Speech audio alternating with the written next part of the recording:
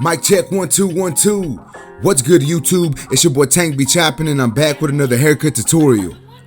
Alright guys, what we're going to be doing on this cut is a number 6 on top, a mid-high fade. We're doing a nice stretched fade on the beard, adding some enhancements. You know what I'm saying? Just doing what we got to do to make sure the client looks good before he gets out the chair. Now, starting off this haircut, what I'm doing is I'm taking my number 6 guard and just taking all of this bulk down on top. You know what I'm saying? This is the desired length that he wanted. However, on front, we're going to leave the front a little longer, so I am going to do some shear work in the front, and that is basically because my client specifically asked for that. So what I'm gonna do is I'm making sure I'm leaving about 2 inches in the front. That way I can actually, you know, saturate my client's hair as I'm doing here, comb it down, and actually fade this shear work that I'm doing in the bang area to the number 6 guard. And even though I'm taking off about maybe, you know, 1/4 of an inch to 1/2 inch here, I do go back and take more off. I turned him towards the mirror and he wanted to take a little bit more off, so that's what I did. I like to play it safe, so I just trimmed it up a little bit, turned him towards the mirror, and he was like, you know what, Tank, let's go a little shorter. So that's what we ended up doing. And I do want to state that this is my first time actually cutting this man's hair. He booked an appointment with me, said it was a new client. I forgot how he heard of me from. Probably just word of mouth, you know, maybe Google, who knows. But nonetheless, as you can see, I'm going back over the front area of my client's hair, trimming it down a little shorter because that's what he asked for. And I'm treating this the same way I would any shear cut on top. You know, I'm just taking up a section and cutting it off and using that as a guideline. And now this is my number 7 guard, and what I'm doing here is basically just fading that number 6 into that shear work a little bit more. Alright, so now I'm taking a number 4 guard, and what I'm going to be doing is I'm just debulking the sides. And I like to do this because I feel that it makes it easier for me to actually fade into, instead of thinking of, like, you know, I gotta fade into this longer hair on top, or I gotta fade into shears, or I gotta fade into a number 6. Really, I just think about fading into a number 4. So I debulk the sides with that number 4 guard, and as you can see, once I'm at that parietal ridge area, I'm using a flick out motion, floating that clipper that way it doesn't leave too much of a harsh line. And if it does, I go back in and blend it out if it's needed. But you know, we're just gonna debulk the sides. And now what I'm doing is I'm taking my Boost FX trimmers, and then what I'm doing is I'm just setting in my guideline, basically where I want to start my blend at. Now, once again, guys, he did ask me for a mid to high fade or a high mid fade. Don't know exactly, you know, how he worded it, but you know, I knew he didn't want that C cup, and I wasn't sure how high he wanted to go. But since he did say, you know, a high mid fade or a mid high fade or whatever, I knew not to take it too high in the back. I know a lot of times when we do high fades, we tend to raise it in the back. A lot of times I like to keep it either straight, or me personally, I like to drop it down the back slightly. So now that guideline is in there, what I'm doing is I'm taking my FX3 shaver from Babyliss, and all I'm doing is getting these sides down the skin, getting it as short as we possibly can get it. That way it lasts my client longer. And I do want to state that all the tools that I'm using are Babyliss tools in this video. So if you wanted to copy any of these tools, you can actually go to their website. Use my discount code TANK10, you know what I'm saying? So go to BabylissPro.com. When you're checking out, use discount code TANK10, save yourself a little bit of money. And as y'all can see here, guys, I'm just, like I said, I'm just taking all this down the skin. The closer I get to that initial guideline, I'm making sure to relieve some pressure and using a slight flick out motion. That way it doesn't leave too harsh of a line. And sometimes razoring the side of my clients take me a lot longer than needed, but it just takes a long time sometimes.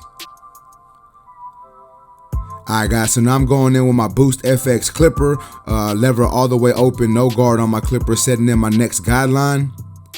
And I'm just gonna do this left side. I just recorded the left side of the cut, guys. Like I said, it was my first time cutting his hair, so I didn't want to have him in the chair too long, but I'm glad that he let me record it for YouTube because I think it was a really good transformation cut. And now after I went in and set my guideline with the clipper open, I have my clipper all the way closed, and I'm coming up slightly from where I left that initial bald guideline. I'm just coming up ever so slightly with the lever closed, and then I'm opening my lever 2 notches, coming halfway into this section. And then I'm gonna do a little bit of lever play after that, meaning I'm gonna open, really just adjust my blade as needed to try to get this section blended out. Now, I don't like to take a lot of time doing this, you know, initially, so I just get like a rough draft and then I move on. So my next step here is number 1 guard, lever all the way open, coming up another section. And as y'all can see, this is where his head starts to round. So you want to make sure that you really use that flick out motion right here. That way you don't go too far into the head shape and make the fade look too round or too high. So now that that section is in there, what I'm gonna do is I'm gonna close my lever and I'm gonna come right below that. Well, I say right below that, but I'm really just attacking that bottom line using a slight flick out motion, trying to get this line out, but I know it's not gonna get it out. It's really just gonna soften this line, and I'm gonna have to come in with my 0 guard or my 1/16 guard and really get that line out. And as you can see what I'm doing here, guys, I'm just doing a little bit of lever play, just, you know, trying to get a nicer blend without taking too much time on it. So here is my 0 guard or my 1/16 guard, whatever you want to call it. 9 times out of 10, I like to go in with this clipper halfway open or maybe 3 notches open, and then I just adjust that lever as needed. Everyone's hair is different, so sometimes I would probably suggest going in with the lever 3 notches open and then just adjusting it as needed, closing it little by little to get that blend to come together and really get that line to come out. So now this is my 1.5 guard. Lever all the way open. I'm doing the same thing, guys, coming up another section, and the higher I get, I'm making sure that I'm flicking out even more. Once again, guys, you don't want to follow the shape of the head too far into this cut, because then it's going to make the haircut look really round and give it more of a mohawk look than an actual fade look, and that's not something we're trying to do. So I'm making sure that I'm flicking out, floating that clipper the more I get into that parietal ridge or more into the top of the haircut. So this is my number 4 guard again. I just wanted to retrace my steps and make sure that all that hair was down to that number 4 guard before I actually moved on. And now this is my 3 guard lever open. And I'm gonna start sandwiching this blend, guys. So I always fade up into like a 1.5 or a 2, and then I start to work my way back down. So once again, guys, 3 guard lever open and then closed. And then I'm gonna move on to my number 2 guard lever open.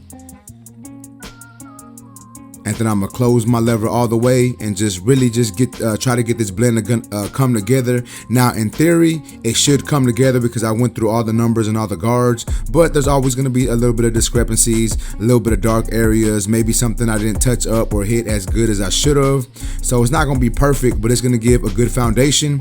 And then now what I'm doing is I'm basically going back and retracing some of my steps, basically fading all the way back down. So this is my 1.5 guard again, lever open. Cleaning up these dark areas, these discrepancies that I see in the cut, and then I'm gonna close my lever, do the same thing, 1 guard lever open. And I know this may not be the fastest method for some people, but it works for me. And you know, my clients like the haircut. I feel that my haircuts come out good, and I've been doing this method for a good amount of time. Now I can change my method from time to time, but I just do what I feel is needed in the time that I'm doing my haircut. But I gave a class like last week or the week before, and I was saying that this is the method I normally use because it's just easier for me to move efficiently, and I know where my blend is gonna come out at. And this is still my 1 guard, started off lever open and then did some lever play, really try to get rid of them dark areas. And now I'm going in with my my 0.5 guard or my 0 guard, my 1/16 guard, whatever you want to call it. It's got a bunch of names for it. Lever open and then lever play, you know how I do it. Open and close that lever. Just try to get this blend to look as blurry as possible. And I know y'all probably thinking like, man, this is a lot of steps. But once again, guys, it works for me. And I feel that I don't want to say it's foolproof, but it's really easy to do once you actually get it down. It's not too hard to do. It may take a little bit more time than normal, but you know, just move a little quicker or add more time to your services. And I feel that you can give your client a good cut using this method. So now I'm going in, as y'all can see, with no guard on my clipper. Started off with my lever open, and I'm just gonna adjust that lever as needed. I see some dark areas that I need to attack with that lever open. Close my lever, adjust that lever as needed. Use the corners. Remember, guys, I said it in the video prior to this. Make sure you use your corners, guys. That's gonna be your best friend when it comes to detailing. And that bottom line didn't come out completely. So what I'm doing here is I'm going in with my trimmer. And then it did create another little line. So that's the reason why I'm going back in with the clipper. And obviously in a perfect world, you would want to not create another line, but sometimes that happens. So you just got to go back in with that clipper, lever close, really just adjust that lever as needed, guys. Basically what y'all see me doing here. Now we're moving on to the edge up, and y'all know how I do it, guys. I like to start off in the middle of my client's hair, where the middle of my client's forehead, set in my initial guideline and work my way over. And I made sure I consulted with my client before I actually did the edge up where it's at. He said that's about where he wanted it. So we're moving all the way up into that vertical bar, hitting that vertical bar. And then now that that edge up is there, I'm going back in and detailing a little more. Normally I would put a C cup, but since we did do, like a high mid fade, there was really no C cup to put. And now what I'm doing here is I'm just softening the top area of this blend a little more by using my blending shears. But as y'all can see, I'm not really digging into the hair. I'm really just cutting the ends, trying to give a nice flow from that shorter hair to the longer hair. So now we're going into the beard work. I'm using my number 4 guard. We're gonna debulk the beard with that number 4. And then, like I said earlier, guys, we're gonna give a stretch blend. I really like the stretch blends a lot more. So that was the 4 guard originally. Now this is my 2 guard lever open. And I'm making sure, I'm floating this clipper. I'm just guiding it, making sure it gets the hair down where I need it to get down. And this is my 1.5 guard. Starting off with my lever open, still stretching that blend down, and then I'm gonna close my lever. Y'all can basically see what I'm doing. I'm explaining it as I'm going, but y'all have to pay attention to what I'm doing and what I'm saying. Balled out that beard a little more, I wanted it to be a little more stretched. So now I'm going in with my lever open, start fading that down, and then closing my lever little by little. And now this is my number 1 guard, lever open, attacking this line that I see, and then I'm gonna close my lever.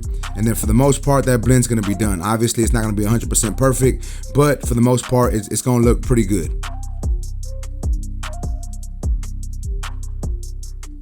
And then remember, guys, you wanna consult with your client where they want the hairline to be, their beard line to be. Ask them, make sure y'all get it right, and then just line it up where they ask. And then if you need to, you give your professional opinion. A lot of times people want to do it at the jawline. I think it looks better when you do it below the jawline, but that's just my opinion. Now we're hitting up the back of that beard area, and that's going to be a nice crisp line right there.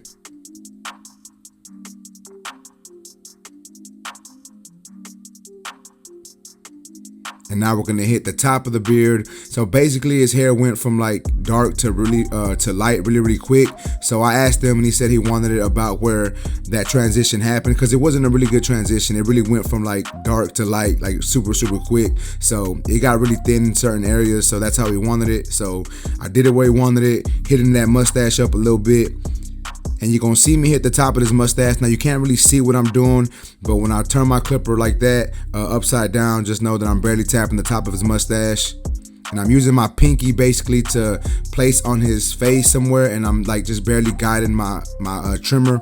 And then as y'all can see there, I got my no drip from Tomb 45 using my Tomb 45 enhancement card. Just so y'all know, guys, I do got a discount code with Tomb 45 now, so you can go to tomb45.com. You can use my discount code TANK. Use that, guys. But check it out. This is the before cut. This is how my client came in. This is how he walked into the shop looking, and this is the after. Y'all let me know what y'all think about this haircut in the comment section. If y'all like this video, please make sure to smash that like button. Also, if you're new to my channel, make sure and subscribe one time for your boy. Remember, guys, you can go to my website, tankbechopping.com, and book an appointment with your boy. Also, you can go to the Babyless Pro website, use my discount code TANK10. Go to the Tomb 45 website and use my discount code TANK. Save yourself some money, guys. I appreciate y'all for watching. Until next time, let's go.